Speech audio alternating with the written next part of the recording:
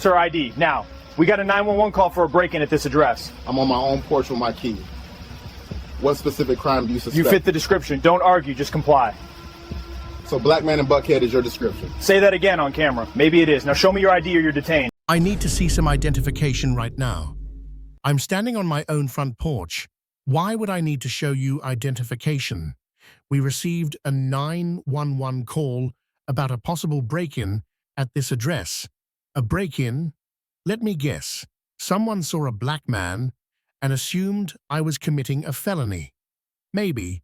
Now show me your ID and we can... It was 6:47 p.m.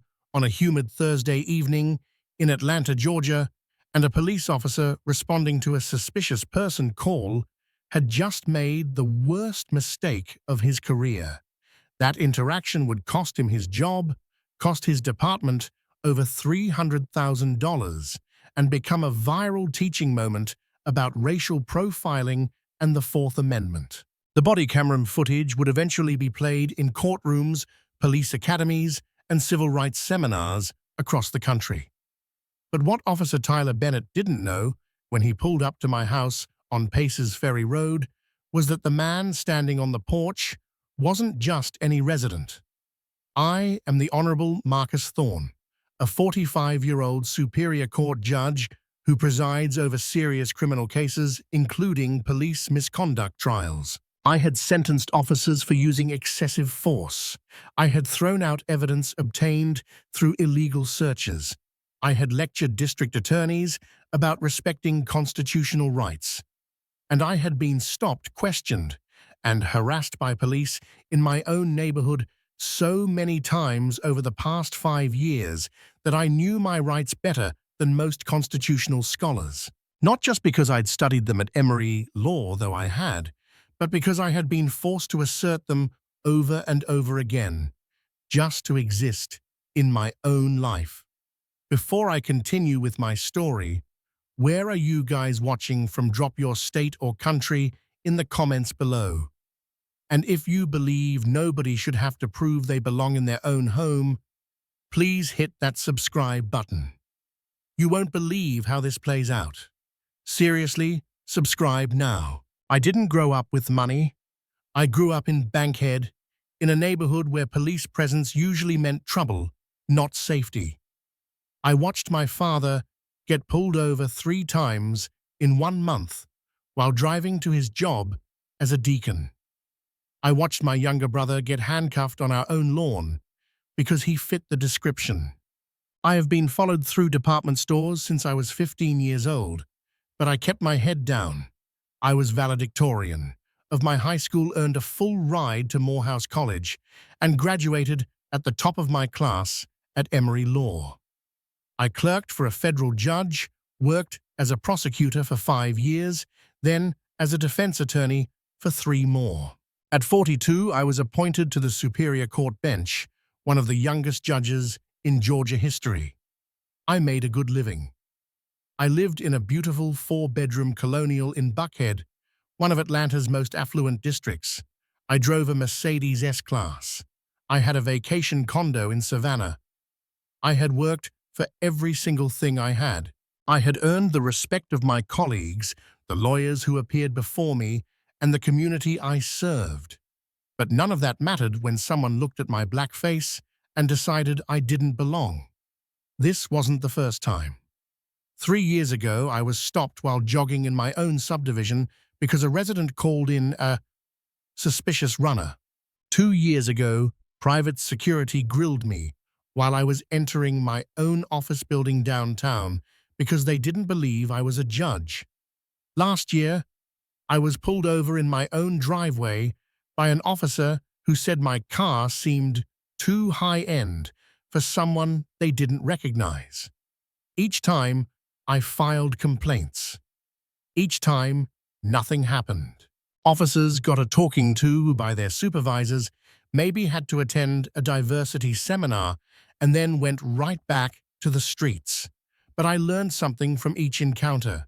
I learned that staying calm was a superpower. I learned that asserting my rights clearly and firmly worked better than getting loud. I learned that body cameras were my best friend, and I learned that officers often froze when they realized they were dealing with someone who actually knew the law. On that Thursday evening, I had just gotten home from my boxing gym. I was tired, sweaty, and looking forward to a bourbon and an NBA game. I pulled into my driveway at 6:43 p.m., grabbed my gym bag from the passenger seat, and walked up to my front door. I was standing on my porch, key in hand, about to unlock the door, when I heard a voice behind me. "Excuse me, sir." I closed my eyes for just a second. I knew that tone. I turned around to see a police officer getting out of his patrol SUV, which he'd parked at the curb in front of my manicured lawn. Officer Tyler Bennett was 27 years old and had been with the Atlanta Police Department for 5 years. He was white, with a crew cut, and an attitude that screamed he was looking for action. "Can I help you, officer?" I asked, keeping my voice neutral. "We received a call about a possible break-in at this address," Bennett said, walking up my driveway, hand resting near his holster. "I need to see some identification," he commanded. I didn't move. "A break-in," I repeated, "at my own house. Sir, I just need to verify that you live here." "I'm standing on my porch with a key in my hand," I said, holding it up. "What exactly about this situation suggests a break-in?" Bennett's posture stiffened. "The call describes someone trying to force entry. I need to clear the call. ID, please." "Officer, let me be very clear. I am on my own property. I have committed no crime. You have no reasonable suspicion to detain me, and you have no authority to demand my identification. The fact that I am a black man in an affluent neighborhood does not constitute reasonable suspicion." "Maybe it does," Bennett said. The words slipped out before he could catch them. "Now show me your ID and we can clear this up." The body camera captured it perfectly. Those 3 words. Maybe it does. An admission right there, in 4K resolution, that he knew this stop was about race. That he knew someone had called because they saw a black man and assumed I was a threat, and that he was going to demand my papers anyway. I actually laughed. It was a short, bitter sound. "You just admitted on camera that this stop is based on racial profiling. You know this call was biased, and you're here enforcing it anyway. That's not policing, officer. That's harassment." "I'm just doing my job," Bennett said, his voice getting harder. "Your job is to uphold the Constitution," I replied, my voice dropping an octave. "Right now you're violating it. You've responded to a call.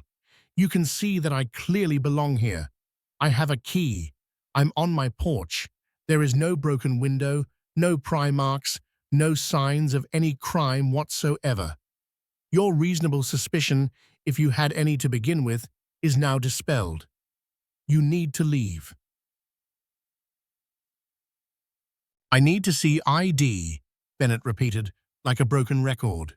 "No," I said simply. The word hung in the hot air between us. On the footage, you can see Bennett's weight shift forward. His jaw tightened. "Sir, if you don't show me ID, I'll have to detain you." "On what grounds?" I asked. "Articulate your reasonable suspicion.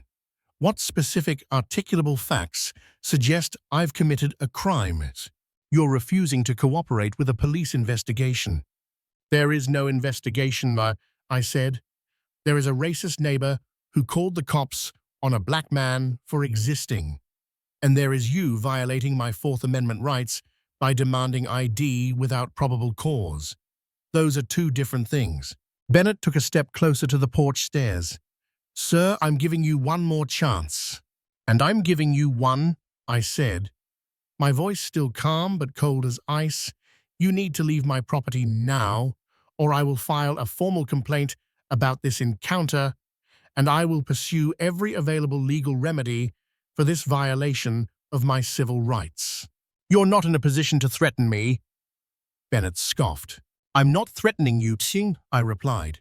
"I'm informing you of the consequences of your actions. And officer, I am..." Judge Marcus Thorne of the Superior Court of Fulton County. I preside over criminal cases in this city, including cases involving police misconduct.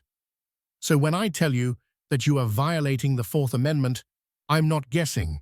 I know exactly what I'm talking about. Quick question for you guys watching. How many times do you think I've been profiled in my own driveway? Drop your guess in the comments. The body camera footage captures the exact moment Bennett's face changed. The arrogance drained away instantly. His eyes widened. You can actually see the gears turning, realizing he had made a catastrophic career-ending mistake. You're Judge Thorne, he asked, his voice suddenly shaky. That's what I just said. Bennett started, then stopped. He looked down at his tactical boots, then back at me. I was just responding to a call. And you responded, I said. And now you are leaving. Unless you have a warrant or exigent circumstances, which you don't, you have no legal authority to be on my property or to demand my identification. Do you understand? Bennett took a step back. I was just doing my job, he muttered again, but the authority was completely gone. If this is how you do your job, I said, then you aren't doing it correctly.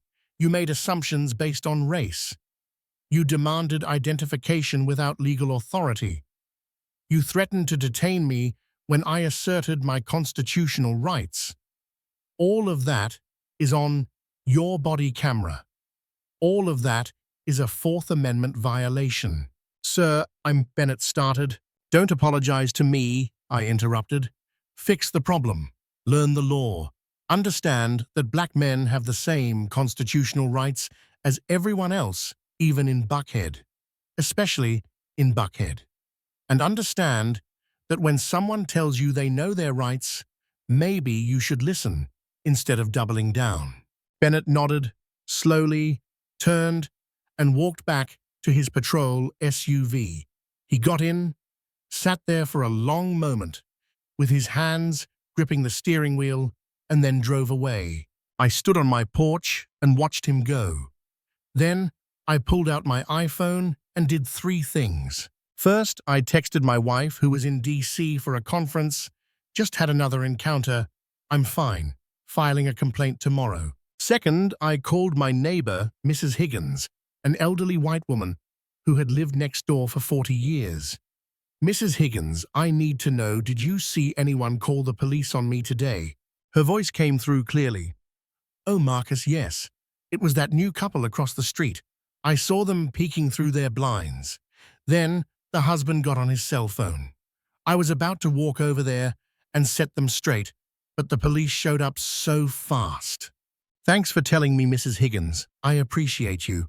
Third, I called the precinct's non-emergency line and requested a formal complaint form and all body camera footage from the interaction. The dispatcher was professional. Can I have the officer's name and badge number? Officer Tyler Bennett, badge number 8921, I said. I had memorized it while he was standing on my lawn. And your name, Judge Marcus Thorne, I said. I heard the tiny pause on the other end of the line. Yes, sir, I'll have those materials flagged for you immediately. I went inside my house, finally unlocking the door I'd been trying to open 20 minutes earlier. I poured myself that bourbon. I sat down at my mahogany kitchen table and I started writing. The document I produced was not a simple complaint form. It was a rigorous legal brief detailing every constitutional violation that had occurred. I cited Terry versus Ohio. I cited specific Georgia statutes regarding obstruction and identification. I referenced the department's own standard operating procedures. I also did something else. I requested the neighbor's Ring doorbell footage. Under the law, if the camera captured public areas or my property, I could subpoena it for civil litigation. When I got that footage 2 days later, it was damning. It showed me pulling into my driveway, looking tired, gym bag in hand. It showed the neighbor, a white man in his 30s, watching me. It picked up the audio perfectly. He said to his wife, I don't recognize him. He's definitely casing the place. I'm calling the cops. His wife? Are you sure? Maybe he lives there? Him? Not in this neighborhood. Trust me. 4 words. Not in this neighborhood. I submitted my formal complaint to Internal Affairs on Friday morning. I attached the body camera footage, the ring footage, and my 15-page legal analysis. I sent copies to the NAACP, the ACLU, and a top civil rights attorney named David Sterling. The complaint landed on the desk of Captain Reynolds in Internal Affairs. When she saw my name, she knew this was a problem. When she watched the video, she knew it was a disaster. As the investigation later revealed, Reynolds pulled Bennett's file. 5 years on the force, clean record on paper. But his stop data told a different story. Over the past 2 years, Bennett had initiated 90 stops in affluent zones. Of those 90 stops, 78 involved people of color. That was an 87% rate in neighborhoods where the minority population was less than 15%.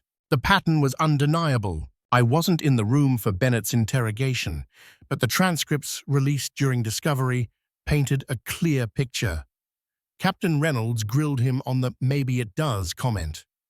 Bennett tried to claim he didn't mean it racially, but there is no other interpretation. He admitted on record that he would likely not have demanded ID from a white man standing on the same porch with a key. That was the nail in the coffin. I didn't wait for the internal investigation to wrap up. I filed a federal lawsuit 3 weeks later. We alleged 4th Amendment violations, 14th Amendment, equal protection violations, and a pattern of racial profiling. We demanded the department produce the stop data.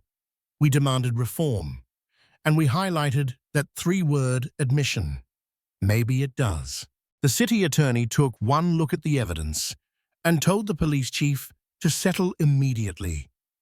If a jury heard a cop admit that being black is reasonable suspicion, the city would lose millions. The negotiations took 2 months.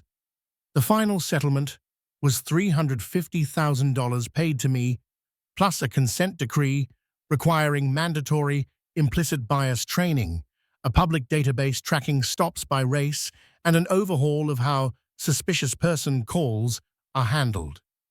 Bennett was required to pay $25,000 personally. Officer Tyler Bennett resigned before the ink was dry. His file was marked, "Do not rehire." But the story didn't end there. I took the $350,000 and donated $300,000 of it to establish a legal defense fund for young black men in Atlanta who couldn't afford attorneys when their rights were violated. I put the rest in a trust for my niece's education and took my wife to Italy. The body camera footage went viral 2 weeks after the settlement. 15 million views in 3 days. The phrase, "maybe it does," became a hashtag, a symbol of the casual racism we face every day. I gave exactly 3 interviews, one to the local news, one to NPR, and one to a legal podcast. In the NPR interview, I said something that seemed to resonate. I shouldn't have to be a judge for my rights to matter. I shouldn't have to quote case law for an officer to let me enter my own home. The Constitution applies to everyone, not just people with law degrees and 6-figure salaries. The fact that I had to use my power to get justice just proves how impossible it is for people without it. That quote ended up on protest signs. The neighbors who called the cops, they moved out 6 months later. They never looked me in the eye again. Mrs. Higgins, bless her heart, organized a neighborhood watch meeting specifically about racial bias. The Atlanta Police Department implemented the reforms. Suspicious person calls in my area dropped by 40%. The early warning system flagged a dozen other officers with patterns like Bennett's. Officer Bennett never worked in law enforcement again. I heard he moved to Alabama and works private security for a mall. Some people said the punishment was too harsh. A career ended over 11 minutes. But it wasn't about 11 minutes. It was about 90 stops. It was about an 87% bias rate. It was about a system that let him operate like that for years. My legal defense fund has helped 50 people in the last 3 years. People who were stopped without cause, searched without consent. People who deserve justice just as much as a judge does. That Thursday evening, Officer Bennett thought he was the authority. He was wrong. What happened instead was a lesson in civil rights that changed an entire city's police procedures. I didn't set out to be a symbol of reform. I just wanted to watch the Hawks game. But when someone decides you need to prove your humanity, you have a choice. You can comply and accept it, or you can stand your ground. I stood my ground. And I made sure it mattered not just for me, but for everyone who looks like me. This story is a dramatization based on real events and documented cases of racial profiling and Fourth Amendment violations in the United States. While the specific characters, Judge Marcus Thorne, Officer Bennett, and the location have been changed to protect the identities of the real individuals involved and to serve as a general educational tool, the legal principles and the reality of the encounter remain true to the original accounts. The purpose of sharing this is to educate citizens on their constitutional rights and to highlight the ongoing work needed to ensure equal justice under the law. We hope this story encourages respectful dialogue and a deeper understanding of civil liberties. If you learned something valuable, please share this with others.